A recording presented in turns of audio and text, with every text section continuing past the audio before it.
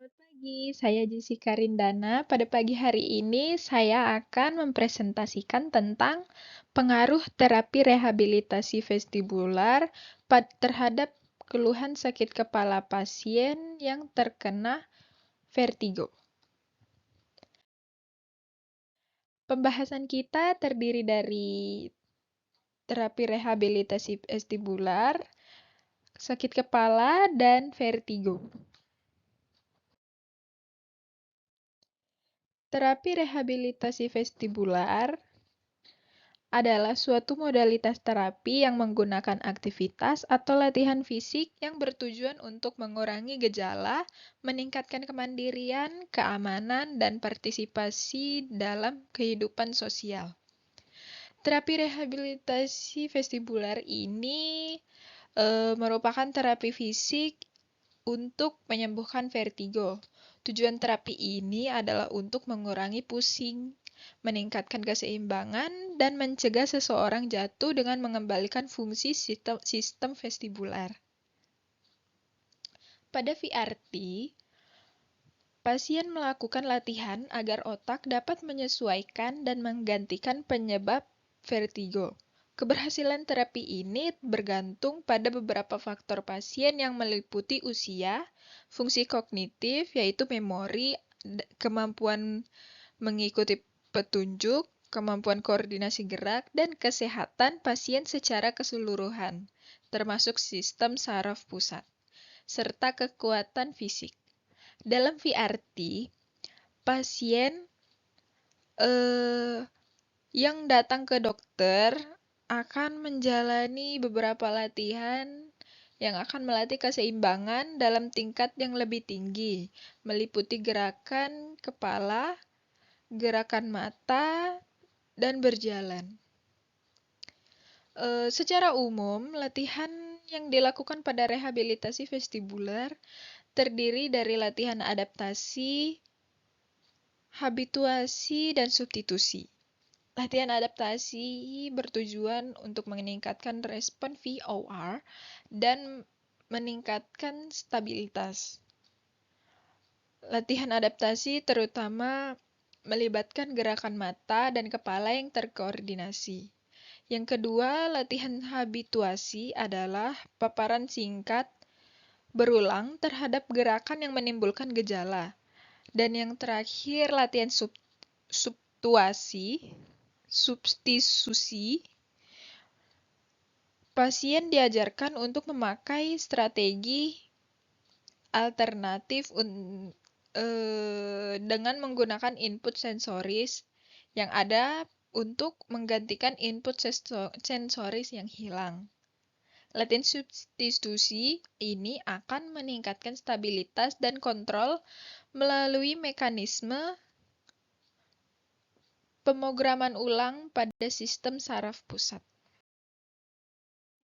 Masuk ke pembahasan kita selanjutnya, yaitu tentang sakit kepala. Sakit kepala adalah rasa sakit atau nyeri di kepala yang bisa muncul secara bertahap atau mendadak. Sakit kepala dapat disebabkan oleh beberapa hal seperti stres, mata lelah, dan sensitif terhadap makanan dan minuman tertentu. Sakit kepala sebagian besar, sekitar 70%, disebabkan oleh ketegangan otot leher dan sekitarnya. Sakit kepala juga dapat bersifat fungsional dan tidak ada hubungannya dengan perubahan-perubahan organis di dalam otak. Sakit kepala yang hilang timbul dapat disebabkan oleh suatu penyakit seperti tumor, infeksi otak, atau infeksi pada umumnya. Trauma kepala, tekanan darah tinggi, penyakit mata, infeksi hidung, kerongkongan, telinga, dan masih banyak lagi. Sakit kepala mempunyai 6 jenis berdasarkan lokasi dan penyebabnya antara lain. Yang pertama ada sakit kepala infeksi. Sakit kepala yang sering merupakan gejala awal dari suatu infeksi bakteri, virus, dan lainnya. Sakit kepala ini umumnya disertai dengan gejala lain seperti demam atau panas badan, batuk, gangguan saluran pencernaan, sakit pada otot dan sendi. Yang kedua ada sakit kepala tegang. Tension headache adalah tipe sakit kepala yang paling sering dialami. Mereka yang mengalaminya akan merasakan sakit kepala menetap di kedua bagian kepala, belakang mata, atau terkadang di leher. Banyak pula yang merasa kepalanya seperti diikat. Yang ketiga ada sakit kepala di belakang mata. Sakit kepala di belakang mata juga sangat umum terjadi yang bisa menjadi gejala beberapa tipe sakit kepala lainnya, termasuk sakit kepala tegang, sakit kepala cluster, migrain, atau masalah pada mata. Yang keempat ada sakit kepala otot belakang leher atau kepala. Sakit kepala jenis ini biasanya disebabkan oleh postur tubuh yang salah. Yang kelima ada sakit kepala dehidrasi. Sakit kepala dehidrasi diakibatkan kurang minum. Dalam kondisi dehidrasi, otak akan berkontraksi sementara yang menimbulkan sakit kepala.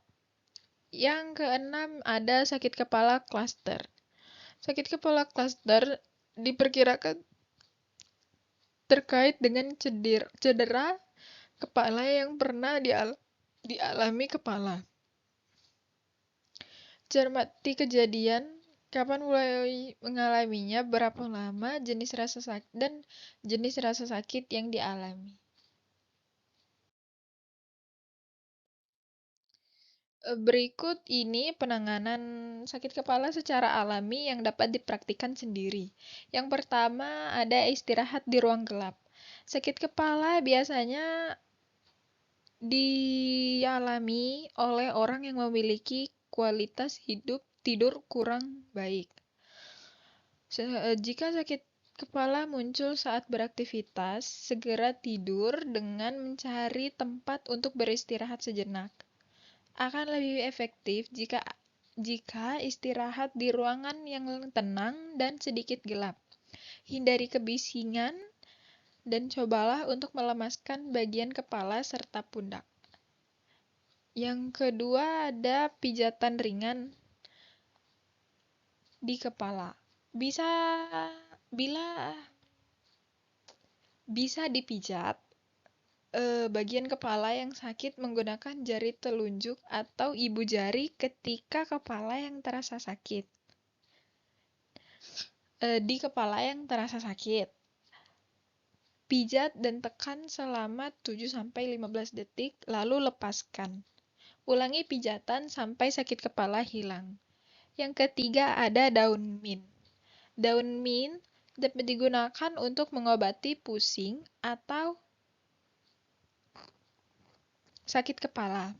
Daun mint dipercaya dapat mengontrol aliran darah dan membantu melancarkan pasokan oksigen ke otak sehingga dapat meredakan rasa sakit. Yang keempat ada es batu. Es batu berperan sebagai obat sakit kepala alami. Es batu dapat mampu meredakan pusing atau sakit kepala. Sensasi dingin pada es batu membantu menghilangkan sakit kepala sebelah. Yang kelima ada air putih. Sakit kepala bisa terjadi jika tubuh dehidrasi dan kekurangan cairan. Hidrogen juga berfungsi sebagai antioksidan yang dapat mengatasi radang. Apabila sakit kepala disertai dengan gejala seperti haus, mulut kering, lemas, serta frekuensi buang air kecil sedikit, maka dianjurkan meminum 1 gelas air mineral jika perlu yang mengandung hidrogen. Yang keenam ada teh, jahe, dan madu. Madu dan jahe merupakan obat sakit kepala alami yang dipercaya dapat mengatasi rasa nyeri di area kepala. Teh, jahe, dan madu juga bisa mengurangi rasa mual. Selain itu, kedua bahan ini dapat menghangatkan tubuh sekaligus melancarkan aliran darah di kepala. Yang ketujuh ada pisang. Pisang merupakan satu di antara jenis buah-buahan yang bisa meredakan sakit kepala. Pisang mengandung senyawa potasium dan magnesium cukup tinggi yang berfungsi untuk merelaksasi otot yang tegang. Yang terakhir ada kafein. Kafein juga bisa digunakan untuk meredakan sakit kepala bagian belakang. Kafein bermanfaat untuk meningkatkan suasana hati, fokus, dan menyempitkan pembuluh darah. Ketiga hal tersebut sangat berkaitan erat dengan sakit kepala yang disebabkan oleh pelebaran pembuluh darah.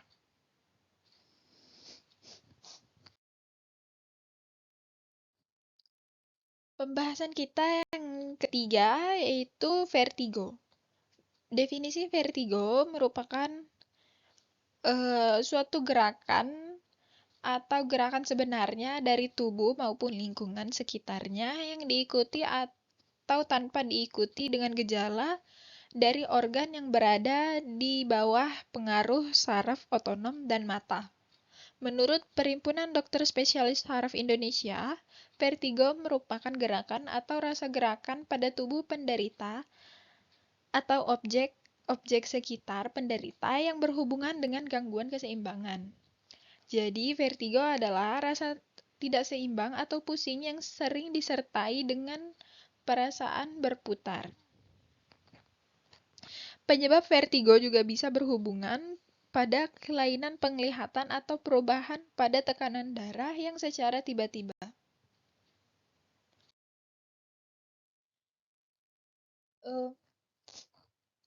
Vertigo dapat dibagi menjadi dua jenis. Yang pertama ada vertigo vestibular. Vestibular adalah salah satu organ bagian dalam telinga yang senantiasa mengirimkan informasi tentang posisi tubuh ke otak untuk menjaga keseimbangan tubuh. Yang kedua ada vertigo non-vestibular. Vertigo sistematik merupakan suatu keluhan vertigo yang disebabkan karena adanya penyakit tertentu seperti diabetes mellitus, hipertensi, dan jantung.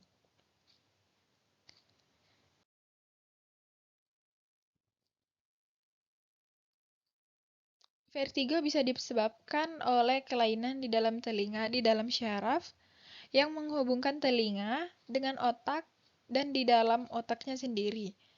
Penyebab vertigo juga bisa berhubungan pada kelainan penglihatan atau perubahan pada tekanan darah yang secara tiba-tiba. Adapun tanda dan gejala vertigo, yang pertama ada mual muntah-muntah, pusing, perasaan ingin jatuh, dan berkeringat hingga pingsan. Hasil analisis berdasarkan penjelasan di atas, maka dapat dipahami bahwa senam rehabilitasi dapat mempengaruhi keluhan sakit kepala pada orang yang menderita vertigo. Hal tersebut dibuktikan dengan beberapa kasus yang pernah terjadi, contohnya pada kasus efektivitas promosi kesehatan menggunakan video senam rehabilitasi vestibular untuk mengurangi keluhan vertigo.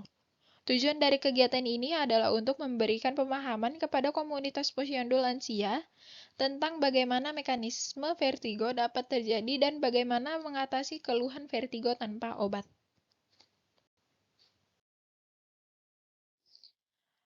Daftar-daftar pertanyaannya, yang pertama, apa kendala yang Anda alami dalam melakukan analisis? Kendala yang dialami selama analisis adalah sulit untuk memahami materi terapi rehabilitasi vestibular karena berkaitan dengan persyarafan. Yang pertanyaan kedua, bagaimana analisis Anda dapat memberikan pengaruh bagi rekan sejawat Anda? Kendala yang dialami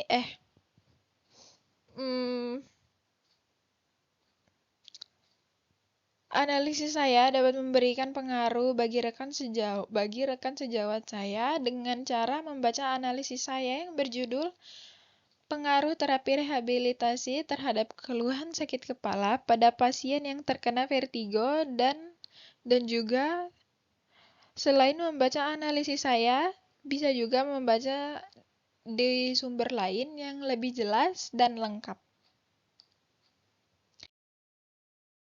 Baik, sekian presentasi dari saya. Kurang lebihnya mohon maaf dan terima kasih.